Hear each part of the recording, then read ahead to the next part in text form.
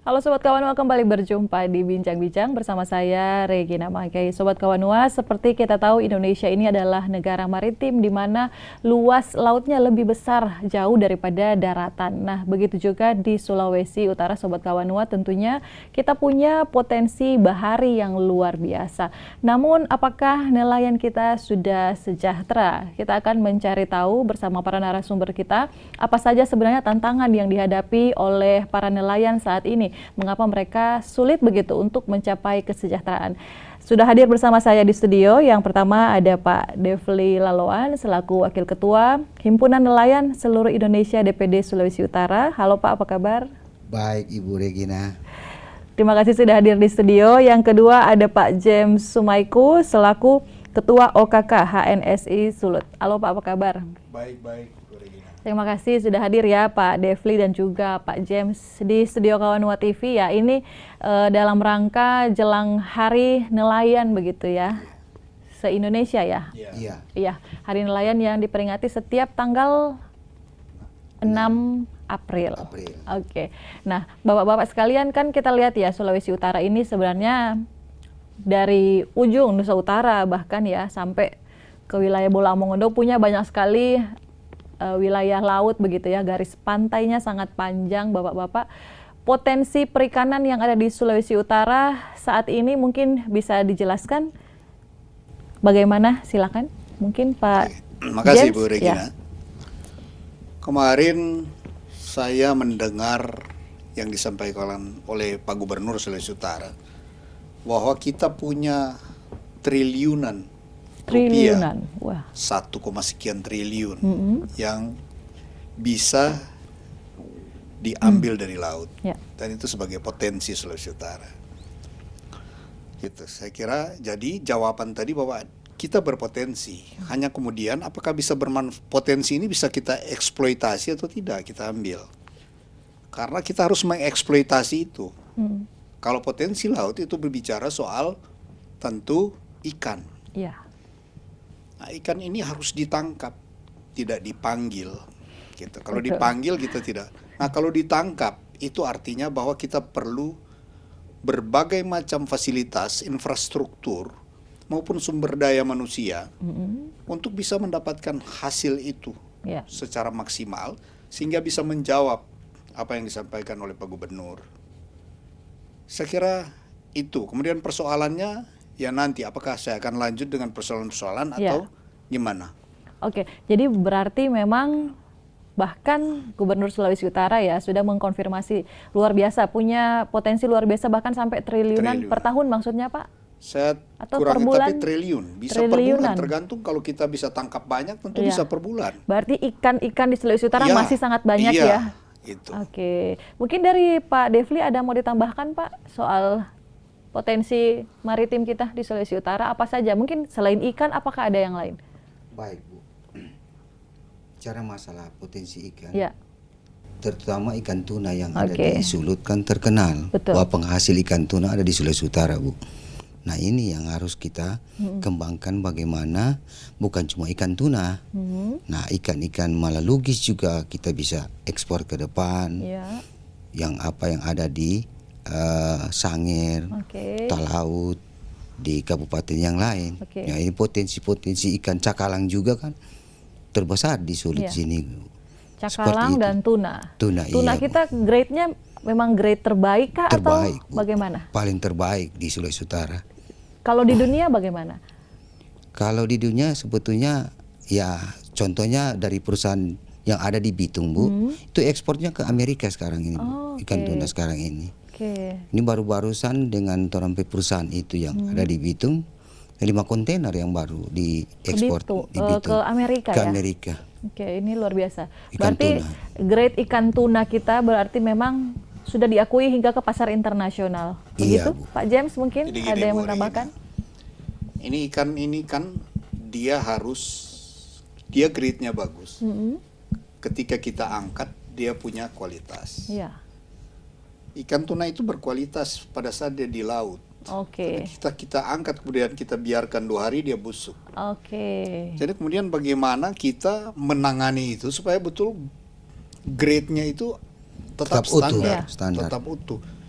tadi ada pertanyaan, apakah ikan tuna kita mempunyai grade yang di atas? Tuna ini Bu, kalau tidak salah ada 7 jenis tuna. Yang satu tuna yang paling berkualitas adalah bluefin. Bluefin. Tuna. Itu ada di wilayah kita. Ada karena kita punya laut dalam. Oke. Hanya kemudian siapa yang menangkap? Ada tuna yang Yellow. permukaan air. Oke. Ini persoalan kenapa mereka tidak terangkat, itu nanti sebentar kita jawab. Iya. Kenapa dia tidak terangkat? Oke. Karena tadi perhubungan dengan segala macam aspek dan faktor sehingga ini tidak bisa sama sekali. Gitu. Oke. Kalau perlu saya menjawab, kalau perlu sekarang saya menjelaskan kenapa itu tidak bisa, saya akan jelaskan Ya, saat silakan sekarang. Pak. Oke. Tapi yang pasti tuna kita terbaik Iya. dan kita punya potensinya luar Iya. biasa. Kita punya laut dalam ya, dan itu bahkan Iya. sudah diakui hingga ke pasar internasional. Betul. Tapi yang jadi pertanyaan itu Kapan tuna kendala. itu naik ke darat? Oke. Itu persoalannya. Siapa Maksudnya yang menangkap? kapan tuna itu naik Siapa ke yang darat? tangkap? Oke. Siapa yang bisa menangkap tuna? Oke. Nelayan siapa? Nelayan Fasilitas biasa apa? apakah tidak bisa menangkap Nelayan tuna? biasa tidak bisa Bu Regina. Karena apa? Fasilitas terbatas. Sekarang ada persoalan. Saya mau jelaskan. Iya. Ada persoalan nelayan kita di Sulawesi Utara, bahkan bukan cuma di Sulawesi Utara, seluruh Indonesia. Iya. Di seluruh Indonesia. Ini makanya saya menjawab bahwa nelayan kita tidak sejahtera, apalagi nelayan tradisional. Oke. Nah, ada kan industri perikanan yang terlibat di situ adalah perusahaan-perusahaan besar. Mereka tidak termasuk nelayan tradisional. Iya. Sementara yang paling banyak adalah nelayan tradisional. Mereka yang harus kita sejahterakan. Nelayan Gitu. tradisional yang sampai saat ini masih terpinggirkan dan Bukan tidak terpinggirkan, bagaimana? bahkan hampir terkubur, saya mau katakan di sini. Karena kita kan organisasi kemasyarakatan yang tahu betul tentang kondisi ada di lapangan. Karena Ya. kita turun, kita mencari tahu apa persoalannya di sana. Nah, saya boleh menjelaskan supaya lebih detail Ya. apa persoalan nelayan.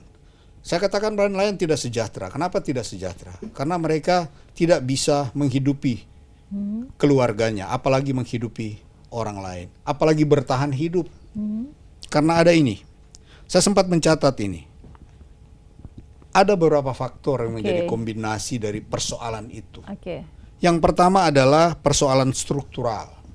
Yang kedua persoalan ekonomi. Dan yang ketiga adalah persoalan alam.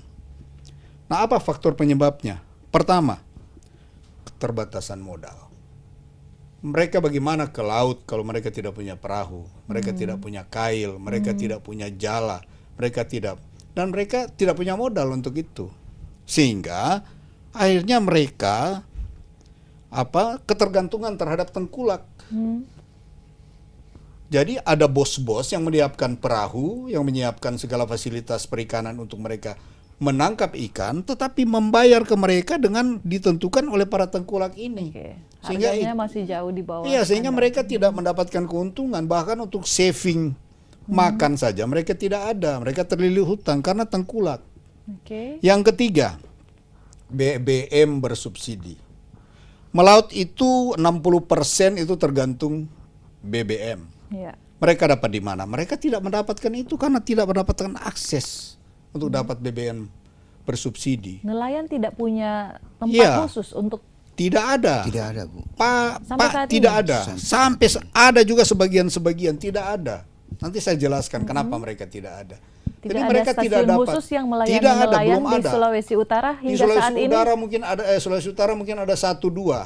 Oke. Tapi nelayan kita kan ribuan, Bu Regina. Oke, masih sangat terbatas Masih ya. sangat terbatas. Oke, tahan di situ dulu Pak. Kita Ya. jeda sejenak. Kita akan Oke. kembali setelah yang satu ini. Tetap bersama kami di Bincang-Bincang.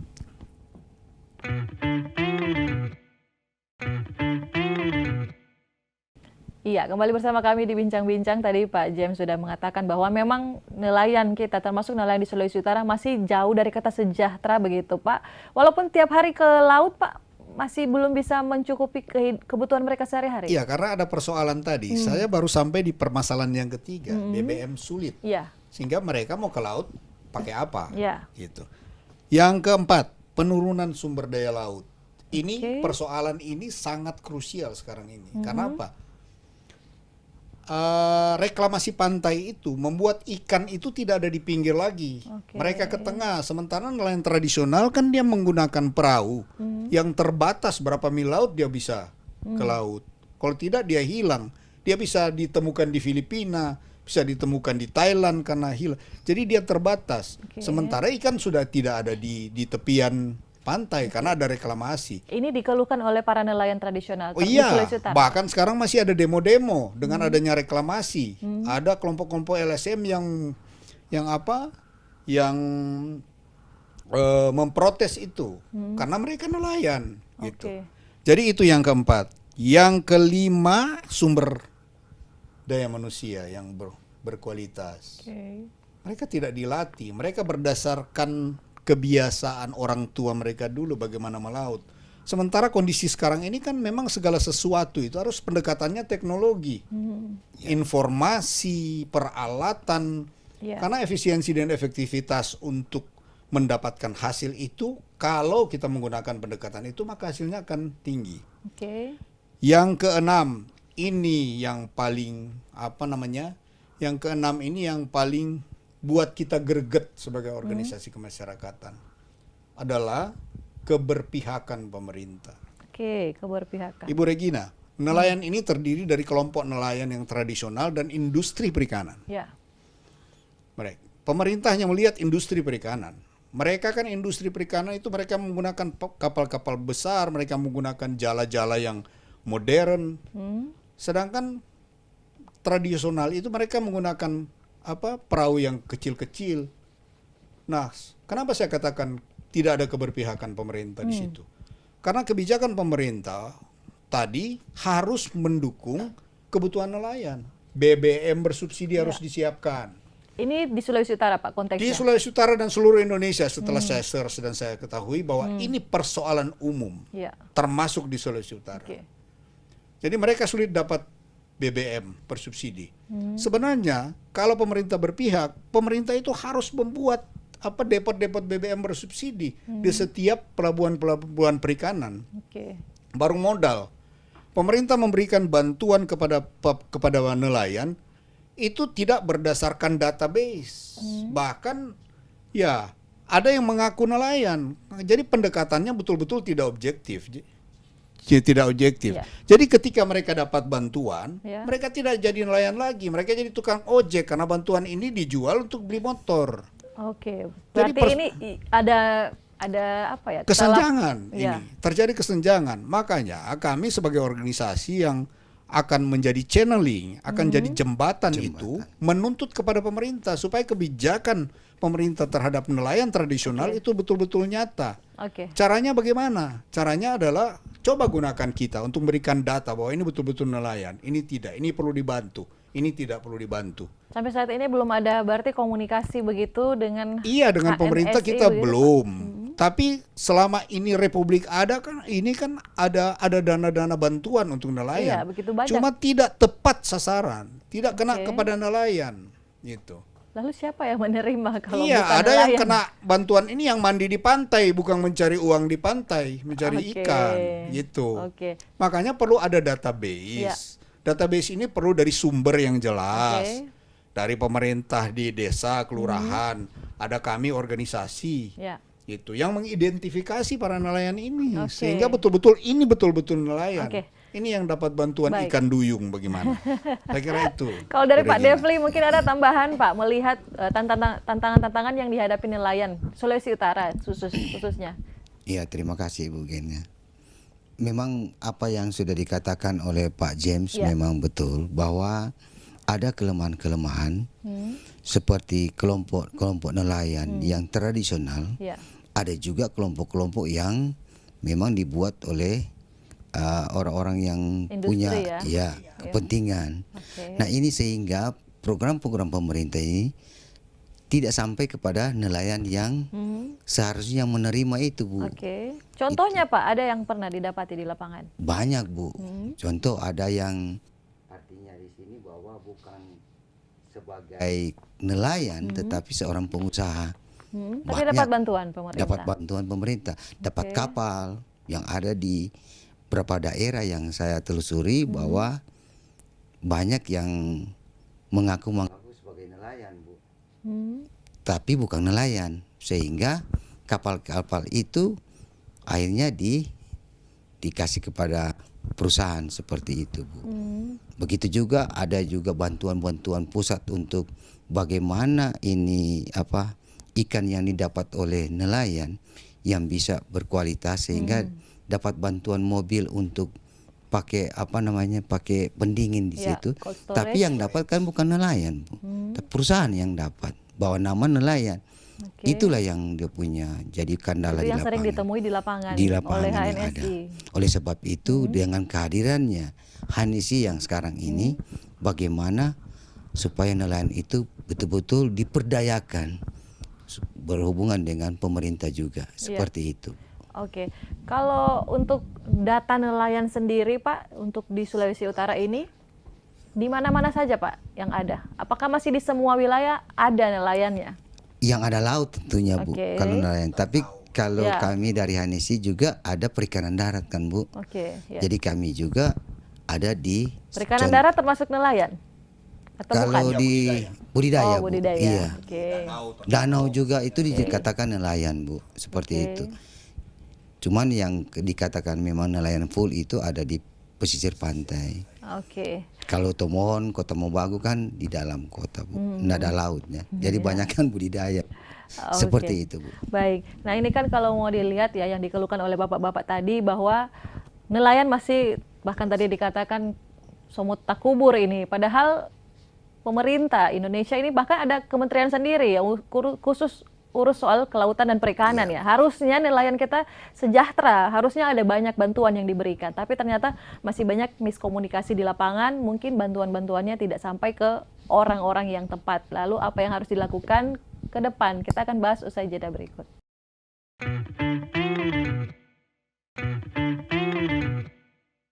Oke, siap. Jadi Indonesia ini ternyata memang wilayah lautnya sangat luas, potensinya luar biasa. Tapi sampai saat ini dibilang tadi nelayan masih tidak sejahtera, bahkan somut tak kubur begitu dikatakan Pak James tadi. Iya. Harusnya banyak bantuan-bantuan yang diberikan, tapi faktanya di lapangan memang siapa yang dekat dengan penguasa kadang mereka yang menikmati tidak dinikmati oleh orang-orang yang tepat seperti itu.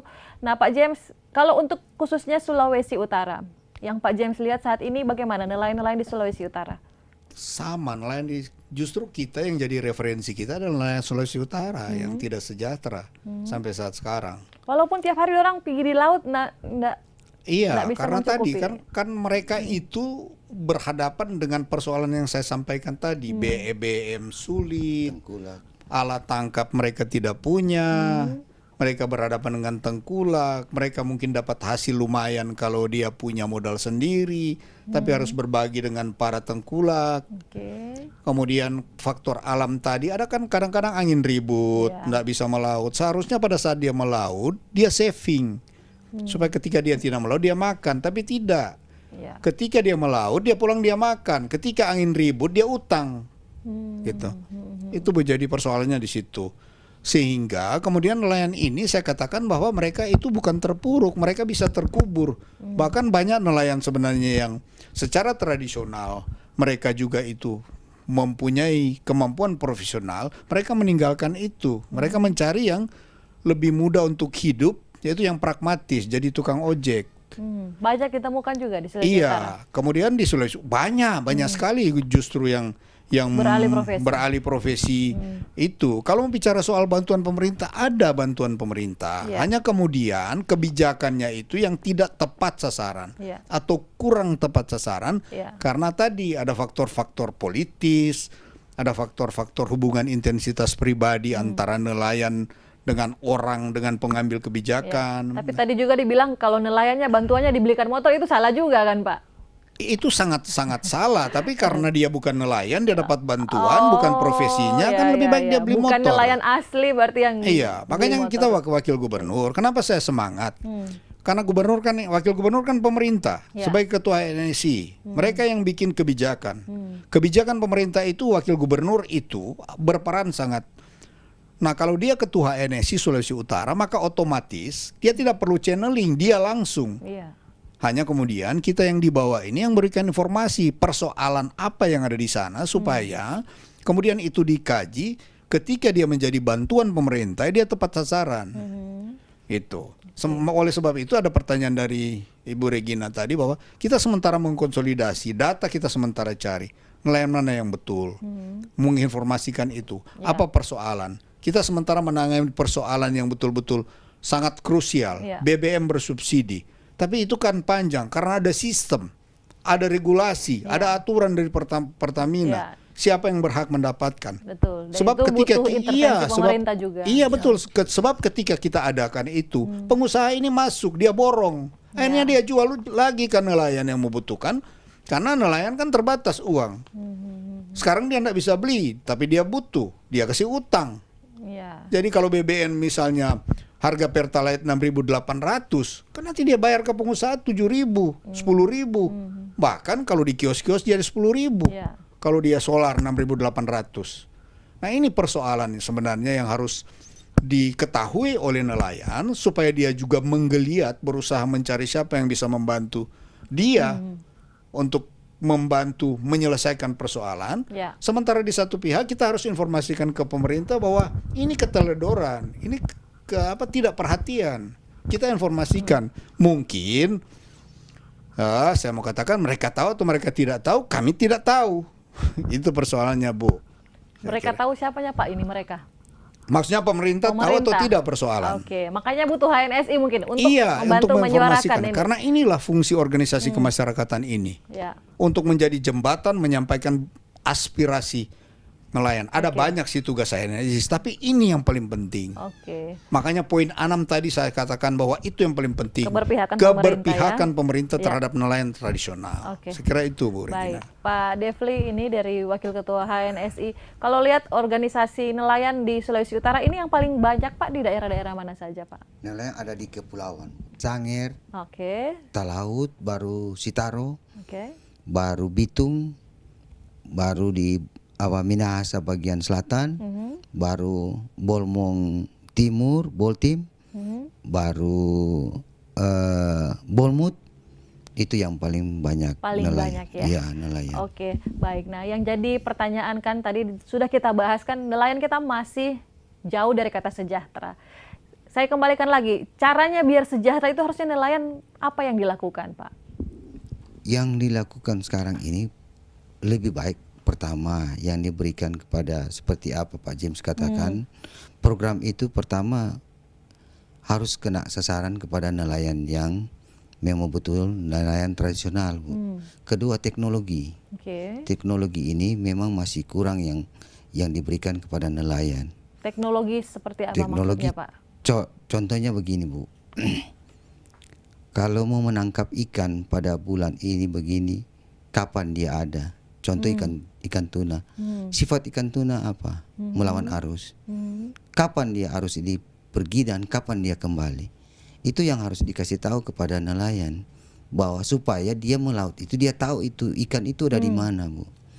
Jadi, bukannya nelayan sudah pengalaman Pak dan tahu hal-hal tersebut? Masih memang kurang? Betul. Tetapi kalau melihat yang ada di pulau-pulau, masalahnya teknologi kan masih kurang di sana, Bu. Nah sebetulnya kalau sekarang ini kan teknologi sebetulnya sudah ada. Contoh HP. Kalau kita mau ke laut, ada dia punya sistem itu yang bisa ke laut dan bisa pulang walaupun kabut apapun dia bisa pulang, Bu. Nah itu GPS ada atau apa kekurangan. itu, Pak? Iya seperti itu GPS. Tapi kan mereka tidak mampu membeli itu, Bu. Jadi kalau ada cuaca itu walaupun baru pergi dia udah pulang, Bu. Nah itu yang teknologi itu yang harus orang kasih bikin penyuluhan seperti itu, Bu. Oke. Apalagi Pak yang bisa membuat nelayan itu sejahtera? Apakah mereka harus misalnya tadi kan dikatakan salah satu masalah juga soal cold storage ya. Ini juga jadi pengeluhan. Saya pernah wawancara kebetulan orang di Nusa Utara sana, katanya memang yang jadi masalah itu di sana cold storage yang sangat sulit. Es batu juga sulit untuk didapatkan. Makanya kan tadi dikatakan ikan masih di laut segar, tapi kalau sudah diangkat lama-lama juga busuk. Nah ini, Bu, bahwa teknologi itu yang orang harus kembangkan kepada nelayan, memberikan edukasi kepada mereka, memberikan penyuluhan kepada mereka bahwa kalau ikan dapat, Bu, supaya itu bisa kalau di pulau-pulau kan belum ada cold storage, Bu. es juga kan tidak ada di sana. Jadi cepat akhirnya busuk. cuman makan sendiri atau jual-jual Oleh sebab di itu, tempat sekitar ya. kami dari Kalau terlalu berlimpah HNSI juga dibuang Bu, ya. membuat pelatihan membuat seperti apa pengolahan itu Bu. Pengolahan ikan Iya, ya. seperti bikin abon, Iya. bikin ikan kering. Itu yang kami sebagai pengurus HNSI punya program seperti itu, sehingga ikan ini bisa cepat bisa dijual, bisa dapat pendapatan. Oke. Seperti itu Bu. Nah, tentunya kalau ingin sejahtera kan ini berarti harus ada sistem dagang begitu ya. Pasarnya masih bagus Kak? Adakah link untuk menjual ikan dari nelayan tradisional ini atau mereka harus cuman aksesnya ke pasar tradisional atau bagaimana? Kita bahas usai jeda berikut ya. Tetap bersama kami.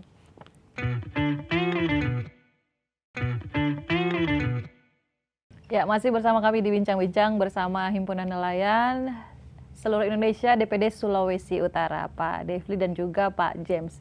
Nah, ini kan kalau bicara nelayan, supaya sejahtera tentunya mereka harusnya bisa menjual hasil tangkapan mereka itu dengan harga yang layak tentunya. Pasarnya tersedia. Ini bagaimana? Apakah untuk jual atau untuk pembelian ikan di Sulawesi Utara ini untuk nelayan tradisional memang hanya tersedia di pasar tradisional kah atau harusnya ada sistem dagang begitu yang disiapkan oleh pemerintah? Iya, Bu Regina. Oleh sebab itu saya katakan bahwa pemerintah harus hadir. Pemerintah harus hadir supaya ketika ikan diangkat, dia awet sampai dijual. Dia kan bisa berarti berapa lama di situ. Kalau tidak, maka ikan ini ketika diangkat tidak bisa diawetkan, mau tidak mau harus dijual. Nah, kalau mau tidak mau itu harganya pasti murah. Betul. Kalau dikonsumsi di lokal itu berapa yang kita konsumsi. Jadi kita berharap bahwa ikan ini juga bisa masuk ke Bitung untuk perusahaan-perusahaan ikan kaleng. Tapi mereka kan ada spesifikasi ikan tertentu sebagai standar. Bagaimana kalau ikan dari Talaut tiba di Bitung kemudian dia 12 jam di perjalanan? Jadi bagaimana di Talaut atau di Sangir sana dia punya cold storage yang memenuhi standar sehingga ikan-ikan ini disimpan ketika dibawa di sini dia masih memenuhi syarat untuk jadi ikan kaleng. Talaut pernah dapat bantuan cold storage kalau tidak salah, tapi tidak beroperasi. Oke, karena persoalan tadi infrastruktur Bu. Jadi infrastrukturnya itu listrik tadi. Cold storage kan harus selamanya dia disuplai dengan tenaga listrik supaya dia hidup. Kalau dia hidup mati sama aja dia akan busuk ini ikan. Jadi saya mau tekankan di sini bahwa pemerintah itu harus hadir. Supaya nelayan itu sejahtera, disiapkan BBM, disiapkan cold storage, diatur perdagangannya, berapa konsumsi lokal, berapa yang sebenarnya perlu ditangani oleh para pengusaha industri ikan untuk wajib mengambil dari nelayan tradisional. Belum diaturkah itu? Ini kan tidak diatur semua, makanya ini perdagangan bebas. Kalau perdagangan bebas kan Bu, semua yang kecil mati, yang besar itu hidup. Apapun komoditas itu. Bahkan rata-rata kan pabrik ikan besar punya kapalnya sendiri untuk menangkap ikan. Itu industri perikanan namanya. Dia industri perikanan. Yang kita bicarakan sekarang ini adalah perikanan perikanan tradisional. Karena itu yang paling banyak, itu yang mendominasi. Nelayan kita yang banyak. Kalau industri kan 1-2 orang yang punya uang. Ada 1 orang punya kapal 20, malah ada yang 40. Nah, maka terpinggirkan itu. Jadi kebijakan pemerintah ini memang betul-betul harus di-stres di sini. Berarti saat ini memang kondisinya hasil tangkapan nelayan hanya berakhir ke tengkulak. Sebagian besar ke tengkulak. Karena kalau dia tangkap, dia kasih ke penjual penampung, dia beli dengan tekanan harga yang rendah, dia bawa di pasar, terjadi konspirasi, mereka yang menjual di sana sekian. Jadi keuntungannya kan mereka yang besar, yang menangkap itu kecil. Tapi mau tidak mau karena dia mau hidup, dia harus menjual itu. Baik. Itu, saya kira itu. Pak Devli bagaimana melihat kondisi nelayan saat ini? Tadi kita singgung soal cold storage. Di daerah kepulauan sana apakah ada cold storage yang berfungsi sepengetahuan Bapak? Atau tidak ada sampai saat ini? Contoh yang ada di Kepulauan Sangihe Bu.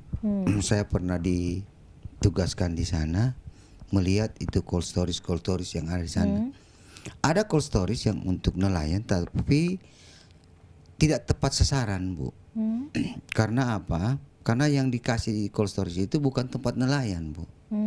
Yang ada di Kepulauan Sangihe. Oke, maksudnya bukan nelayan yang bisa menggunakan. Bukan, Bu. Lalu Maksudnya lokasi cold storage itu oke. sehingga dari baru sampai dia rusak ya enggak Terlalu difungsikan. jauh atau bagaimana Pak DP cold Bukan storage? masalah jauhnya, masalahnya tempat sandar ikan maksudnya nelayan itu bukan di tempat itu, Bu. Oke. Jadi jauh dari tempat sandarnya nelayan, bukan Oke. tempatnya pelabuhan nelayan. Oke, jadi Sehingga tidak terpakai. Tidak terpakai.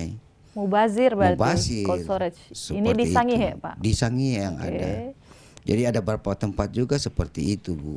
Nah, ini yang harus diperhatikan oleh pemerintah supaya program-program pemerintah betul-betul kena sasaran di mana kebutuhan daripada nelayan. Iya. Contoh SPBN. Iya. Kalau SPBU kan umum, Bu. Iya. Kalau SPBN kan artinya untuk nelayan, Bu. Nelayan. Iya. Ini saya dengar ada program seperti itu, Bu.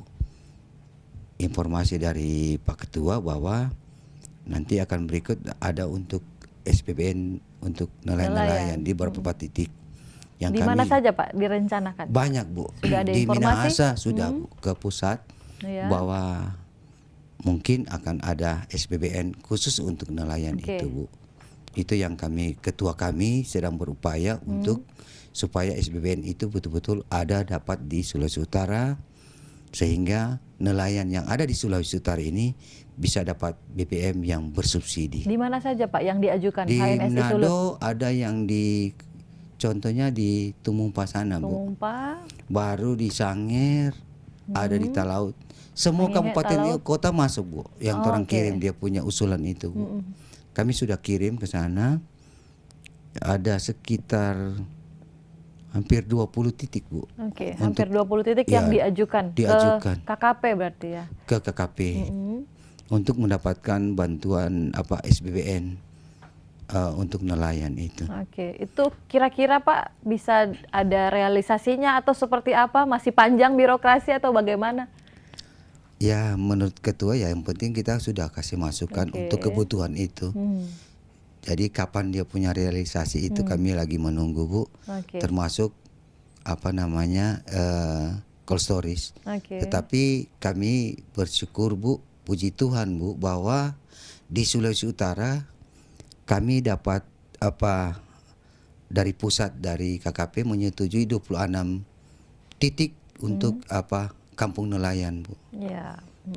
Sangir dapat 5 titik, di Talaut dapat 4, Minahasa dapat 3, Ya. semuanya dapat 3, Bu. Apa manfaatnya Pak kampung nelayan itu?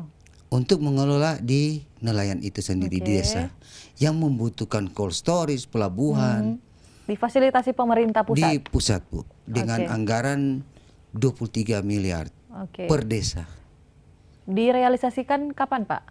Ini baru diajukan Oh, yang oke. sudah dapat rekomendasi. Sudah ada rekomendasi, tinggal dari tunggu pusat. realisasinya ya. Realisasi. Mungkin sebentar lagi akan diverifikasi. Biasa kan diverifikasi desa mana yang diajukan oleh provinsi. Ya.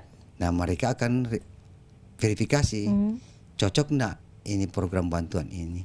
Oke. Apakah layak dapat ini, karena biasa di pulau itu kelemahannya adalah listrik, Bu. Seperti Pak James Ya. katakan tadi bahwa memang Infrastruktur tidak memadai juga ya. Iya. Itulah makanya juga Presiden juga punya program untuk semua desa itu dapat Ya. listrik. Betul. Dan sudah contoh mulai contoh direalisasi oleh gubernur Pak kita Gubernur ya. terima kasih di Sangir sudah ada, begitu juga di Pulau Nain yang dekat ini, dari tadinya cuman menyala jam 6 sampai jam 12 malam, sekarang sudah siang Ya, malam. di Talaut juga sudah ada mesin Iya. pembangkit baru yang datang, Iya, 2 Bu. mesin di sana Iya. ya. Mudah-mudahan, karena memang ini masalah kompleks juga ya ini Iya, Bu. terkait nelayan, tapi memang kompleks. Kalau listriknya tidak ada, susah juga untuk mengawetkan ikan kan ya. Betul, Bu. Oke. Jadi kami berterima kasih pada gubernur yang sudah Oke. meminta supaya di Sulawesi Utara ini tidak ada lagi yang cuma berapa jam. Itu Baik. yang kami berterima kasih, Bu. Nah, saya ingin menekankan tadi yang dikatakan Pak James, yang katanya Pak James greget karena melihat keberpihakan pemerintah. Lalu apa yang ingin disampaikan ke pemerintah khususnya Sulawesi Utara terkait dengan kesejahteraan nelayan ini. Tapi usai jeda berikut, tetap bersama kami.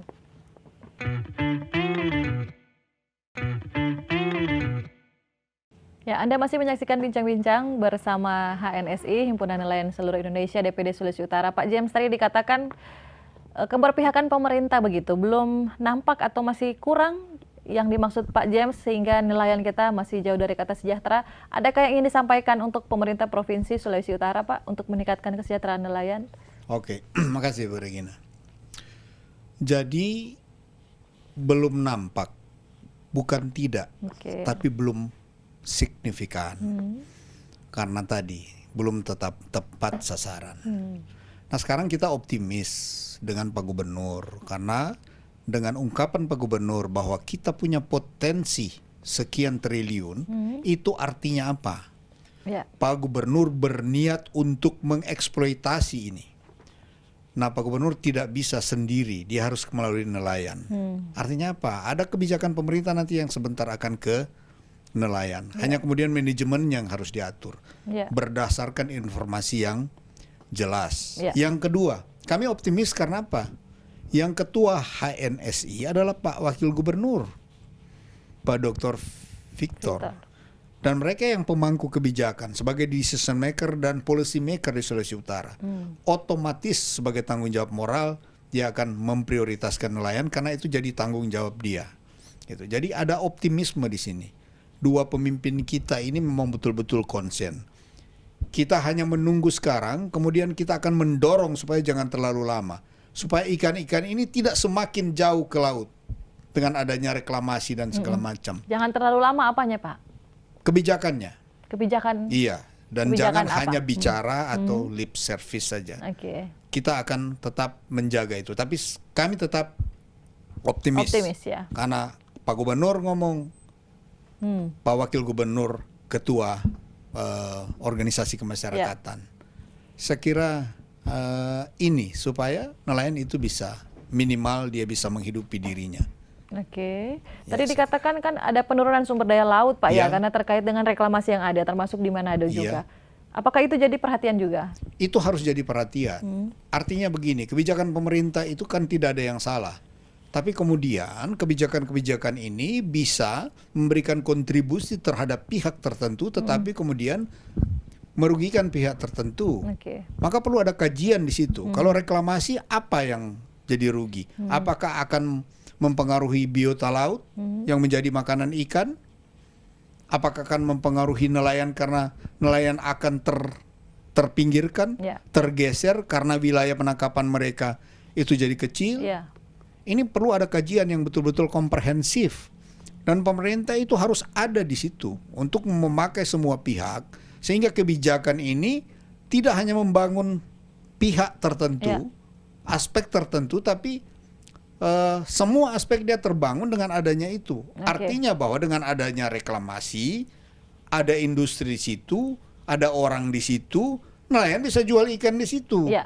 Baik. Gitu, saya kira itu. Prioritasnya, Pak, yang ingin disampaikan, apa yang harus dilakukan pemerintah dalam waktu dekat ini mungkin? Ya, prioritasnya sekarang adalah bagaimana nelayan itu ditingkatkan sumber daya manusianya, diadukan pelatihan-pelatihan. Yang kedua, bagaimana nelayan itu mendapatkan bantuan dalam waktu dekat ini dengan kebijakan pemerintah yang baru tahun pertama. Saya kira ada anggaran-anggaran untuk nelayan. Gitu. Hanya kemudian bahwa betul-betul itu memang harus perlu ada kajian sehingga tadi menghindari bantuan yang tidak tepat sasaran. Gitu. Itu harus segera dan secepatnya. Kalau kita mau menjawab apa yang disampaikan oleh Pak Gubernur bahwa ada sekian triliun di perairan Sulawesi Utara yang bisa diangkat. Saya kira itu. Pak Devli, mungkin ada tambahan? Apa yang ingin diusulkan ke pemerintah untuk meningkatkan kesejahteraan nelayan tradisional? Baik, Bu. Yang pertama adalah itu program bantuan itu, Bu. Tapi bikin program itu juga harus dilengkapi dengan apa yang disebut bahwa penunjang program itu, Bu. Jangan nanti memberikan bantuan itu, Bu. Contoh, Bu. Bantuan jaring apung yang pelihara ikan bobara. Nah pakan itu kan mahal Bu. Kalau kita kasih bantuan, kebanyakan di kabupaten kota yang diberikan bantuan jaring apung yang ada di Sulut itu gagal total. Oh, sayang Karena ya. programnya tidak ada penunjang program itu Bu. Penunjangnya maksudnya pakan Maksudnya juga. bukan Bu, alat itu Bu. Jadi Oke. alat harus ada bagan. Bagan ini dia penangkap ikan teri. Nah itu dia pemakanan. Nah kalau kita cuma kasih jaring apung terus bagan ndak ada, ini nelayan nggak mampu beli pakan Bu. Oke. Pakan ikan kan mahal Bu. Oke, jadi Nah, dia makan mubazir kan makan- bantuannya karena Iya tidak harus ada dengan dia tidak lengkap penunjang itu tidak dikatakannya. lengkap begitu. Oke. Banyak bantuan kita lihat kepada nelayan, DP perahunya ke tempat kelompok lain, DP motor tempel kelompok lain. Kenapa bisa seperti itu, Pak? Sayang sekali kalau bantuannya setengah-setengah hati nih. Nah oleh kalau sebab dilihat. itu kami juga mengusul pada pemerintah supaya apa yang seperti Pak James katakan tadi, supaya betul-betul kena sasaran Bu. Jangan seperti ada di Air Madidi Bu. Di Air Madidi kan tidak ada laut Bu. Ya. Tapi program pemerintah di sana kasih bantuan motor tempel yang perahu Bu. Mungkin itu orang Air fakta, Madidi Bu. jaga kalau Ya itu yang kami itu yang jadi masalah sekarang Oke. ini yang kami hadapi. Oleh sebab itu kami usul kepada ketua bahwa program bantuan itu ya betul-betul kena sasaran kepada nelayan tradisional itu. Baik. Seperti itu Bu. Dan hal ini yang bisa difasilitasi oleh HNSI. Siap Bu. Oke. Seperti itu. Terakhir Pak, mungkin ada pesan-pesan untuk nelayan kita di Sulawesi Utara, singkat saja. Ya. Dari Pak James, silakan Pak. Jadi, nelayan Sulawesi Utara Mic-nya harus- Pak. Ah, ya. Jadi nelayan Sulawesi Utara itu pertama harus sadar, tetap termotivasi untuk bisa meningkatkan kualitas. Ya. Tidak boleh patah semangat karena kita punya harta di laut Ya. yang kemudian bagaimana caranya mengangkat. Mereka itu adalah ujung tombak. Jadi sabar, kemudian memberikan informasi kepada semua pihak supaya persoalan mereka itu bisa terakomodir, kemudian bisa diselesaikan, dicarikan solusi. Ya. Saya kira itu. Yang terakhir, Pak Devli ada tambahan? Singkat saja. Buat nelayan bersabar saja. Sekarang ini ada HNSI Pak. yang diketuai oleh Wakil Gubernur. Ya. Jadi bersabar saja kepada nelayan tradisional yang ada di kepulauan, di pesisir, yang ada di Sulawesi Utara. Kami Oke. akan hadir di sana. Oke, baik. Terima kasih Pak Devli dan Pak James atas waktunya. Ini dari HNSI Sulawesi Utara, luar biasa. Sekali lagi terima kasih. Jadi seperti yang dikatakan Pak Devli tadi, ayo para nelayan tetap semangat dan tetap bersabar ya. Karena saat ini HNSI ini dinahkodai oleh Bapak Dr. Victor Mailangkai, Wakil Gubernur Sulawesi Utara. Mudah-mudahan ada masa depan cerah untuk nelayan di Sulawesi Utara. Saya Regina Mangkai, pamit undur diri. Kawan TV, Torang PTV.